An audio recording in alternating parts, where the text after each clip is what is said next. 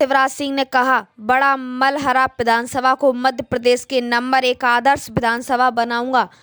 संवाददाता रूपेंद्र पाल, बड़ा मलहरा।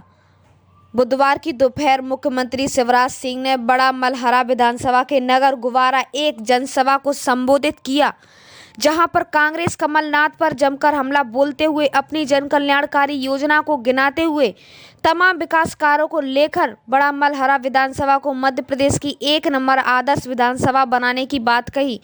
वहीं शिवराज सिंह ने कहा कि पूर्व मुख्यमंत्री उमा बहन जी के जो बड़ा मलहरा विधानसभा क्षेत्र के सजाए गए थे, अब वह अपनी सरकार करूंगा। वहीं शपथ लेते हुए कहा कि बहन उमा जी, इस विधानसभा क्षेत्र में विकास के कार्यों में कोई कसर नहीं छोड़ूंगा। आज इस मंच पर शपथ लेता हूं कि यहां पर अकेले प्रद्युम्न सिंह लोधी विधायक नहीं रहेंगे, यहां पर 4 विधायक रहेंगे। सीएम शिवराज सिंह नेतृत्व में एक संकल्प पत्र का विमोचन किया, जिसे क्षेत्र के तमाम योजनाएं शामिल हैं। इस सभा के पीएम शिवराज सिंह के अलावा पूर्व मुख्यमंत्री उमा भारती, केंद्रीय मंत्री प्रहलाद पटेल, पीडब्ल्यू मंत्री मध्य प्रदेश गोपाल भार्गव, खनिज मंत्री मध्य प्रदेश विजेंद्र सिंह, पूर्व मंत्री ललिता यादव, टीकमगढ़ विधायक राकेश गिरी, चंदला विधायक राजेश प्रजापति, जिला अध्यक्ष मलखान सिंह, पूर्व विधायक रेख।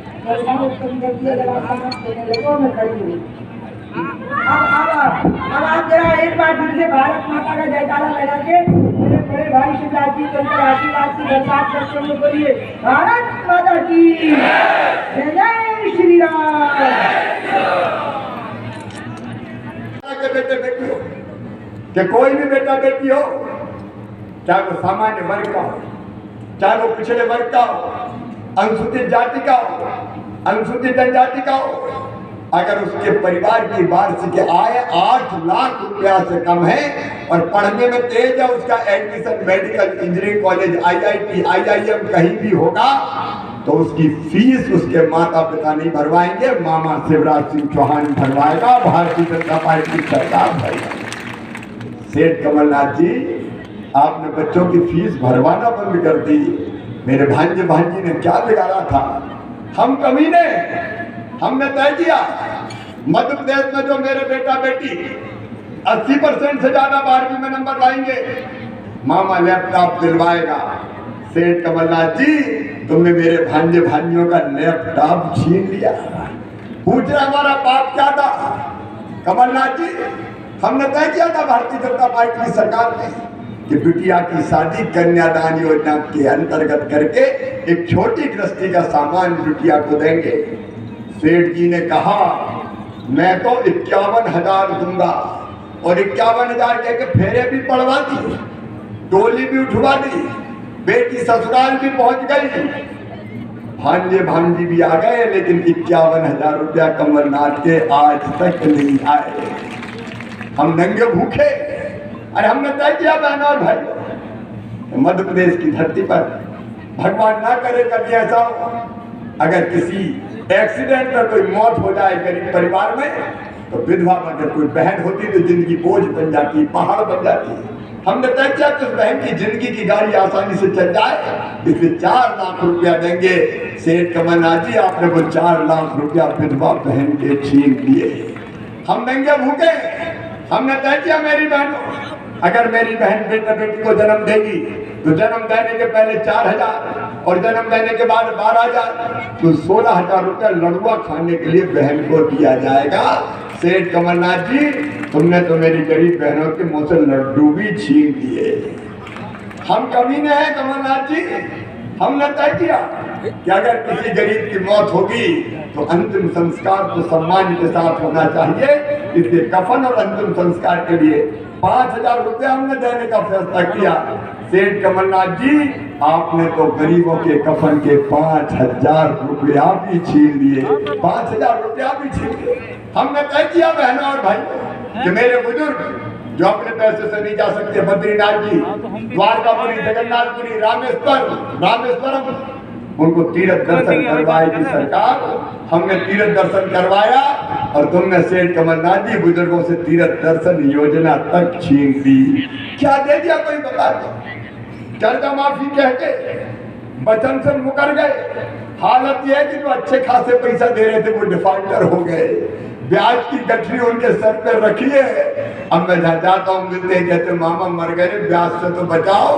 तो चिंता मत करो रे मेरे किसान भाइयों, कमलनाथ जी ने ब्याज की गठरी आपके सर पर रखी है। वो ब्याज की गठरी शिवराज सिंह चौहान उतारेगा, भारतीय जनता पार्टी की सरकार उतारेगी। उन्होंने विकास के सारे काम ठप कर दिए, सड़क नहीं, पानी नहीं, कोई योजना नहीं। लेकिन आज ये प्रदुम्न बैठे हैं मुन्ना, जो दीदी के आशीर्वाद से आज आपके बीच फिर से चुनाव लड़ने आए हैं। अरे कोई आसानी से विधायकी छोड़ता है क्या? अभी 3.5 साल बाकी थे, लेकिन अपने कैरियर को दांव पे लगा के प्रदुम्न ने तय किया, अगर बड़ा मलहरा का विकास नहीं होता, घुमारा का विकास नहीं होता, तो ऐसी कांग्रेस में रह के मैं क्या करूंगा। और दीदी के आशीर्वाद से भारतीय जनता पार्टी में आ गए और आज आपके पास आगे सेवा के लिए वोट मांगने आए हैं। विकास के जितने का प्रदुम्न ने बताए, हमने कसर नहीं छोड़ी और आज फिर एक संकल्प पत्र दिया है। पहली बार जब प्रदुम्न मिला है। और दीदी, आप ज्ञान, भक्ति और कर्म का त्रिवेणी संगम है, ये मैं हृदय से मानता हूं। बड़ा मलहरा आपका कर्म क्षेत्र रहा है, तो आज आपने जो संकल्प व्यक्त किया है, बड़ा मलहरा को, घुमारा को एक आदर्श विधानसभा नंबर 1 की विधानसभा क्षेत्र बनाने का आपका भाई आपको वचन देता है, इसमें कोई कसर नहीं छोड़ूंगा।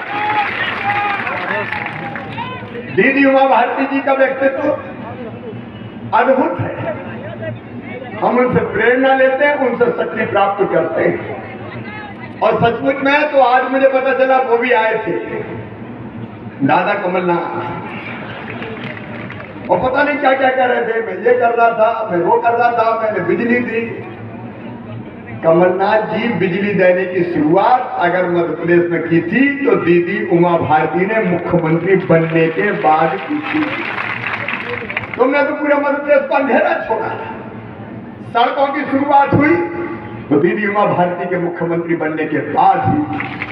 और पानी का जो सपना है, आज संकल्प पत्र जारी किया बड़ा मलहरा में हमारे कार्यकर्ताओं ने, गोपाल जी साथ से प्रभारी के नाते। मेरे बहनों और भाइयों, कमलनाथ जी से मैं पूछना चाहता हूं और आपसे भी बताओ, कभी 1.25 साल में बड़ा मलहरा कमलनाथ जी आए क्या? अरे बोल के बताओ, आए क्या? ढेले भर का काम किया क्या? कोई विकास का काम किया? मुन्ना तुम बता दो, किया हो तो परेशान हो गया मुन्ना जा के बल्लभ भवन में। गुब्बारा को काले दे दो, बोले चलो चलो, नहीं है पैसा, चलो चलो। काठन बांध बना दो, बोले नहीं है पैसा, चलो चलो।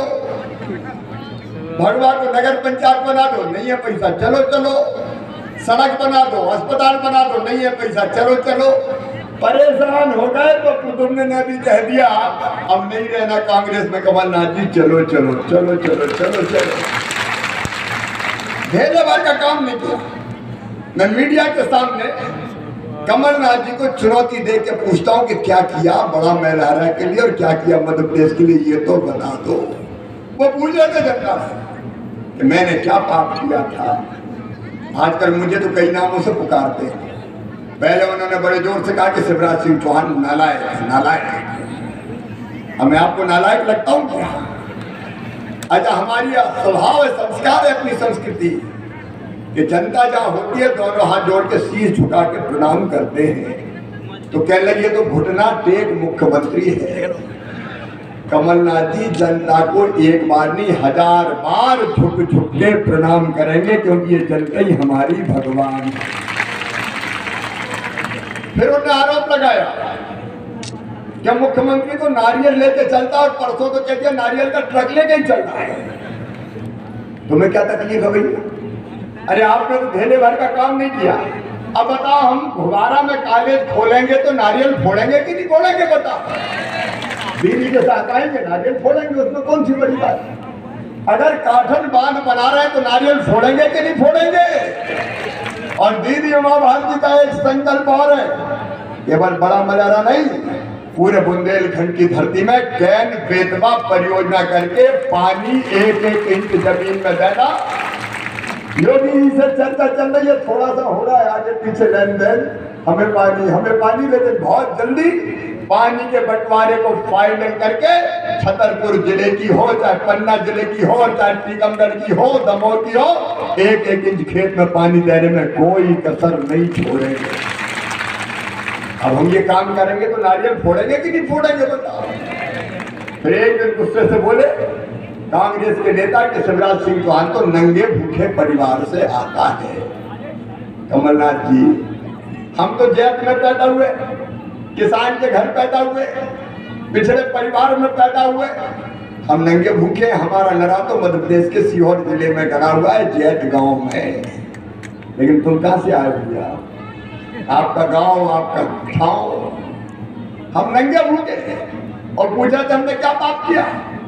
कमलनाथ जी, जिसको आप और एक और कर नेता है, वो कह रहे थे शिवराज सिंह चौहान कमीना है, कमीना, दिल्ली से आए थे।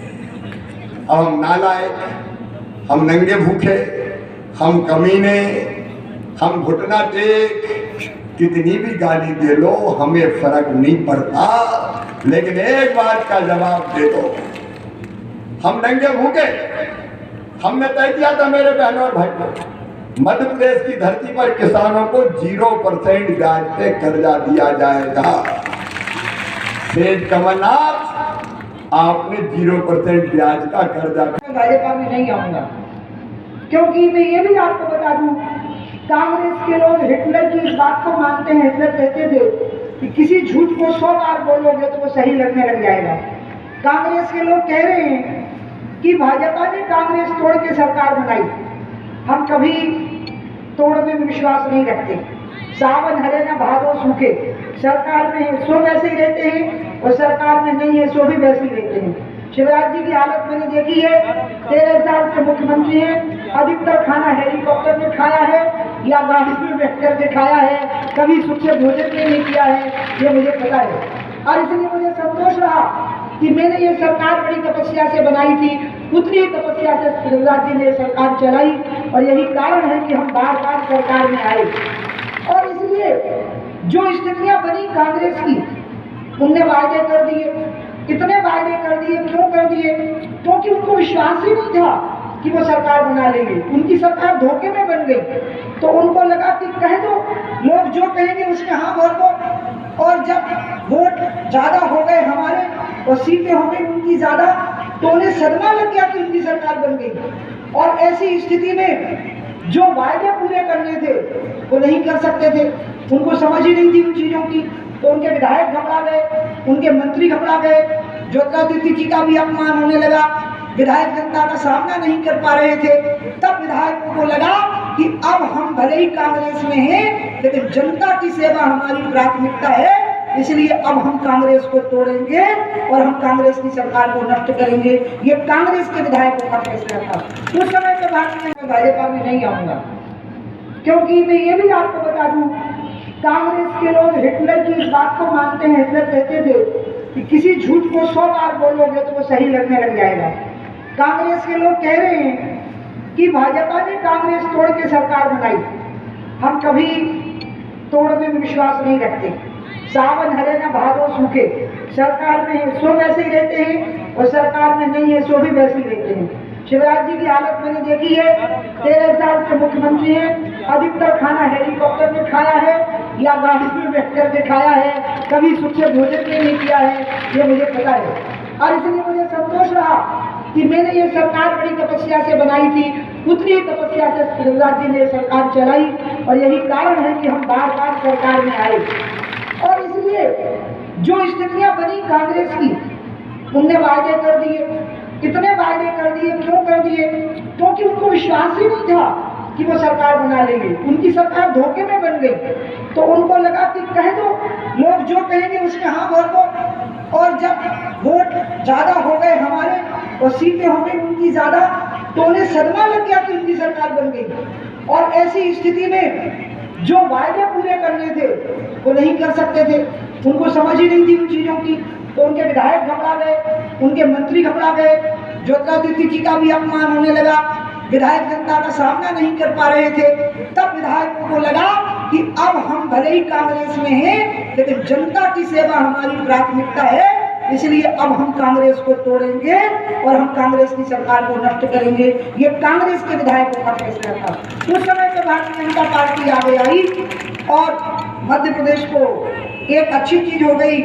भले ही सुनने में लोगों को अजीब लगी जब मैंने कल ग्वालियर में कहा कि ये देव का विधान था, कि ये थोड़े समय का झटका लगा, जोर का झटका धीरे से लगा, जनता को भी लगा और हमें भी लगा।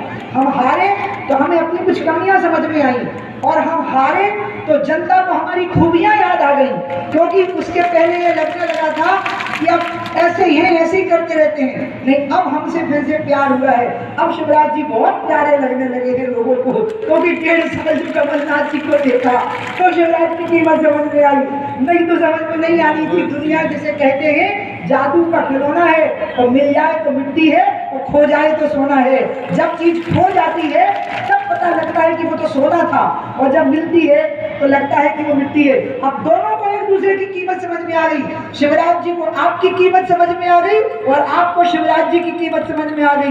बोलो आ गई कि नहीं आ गई?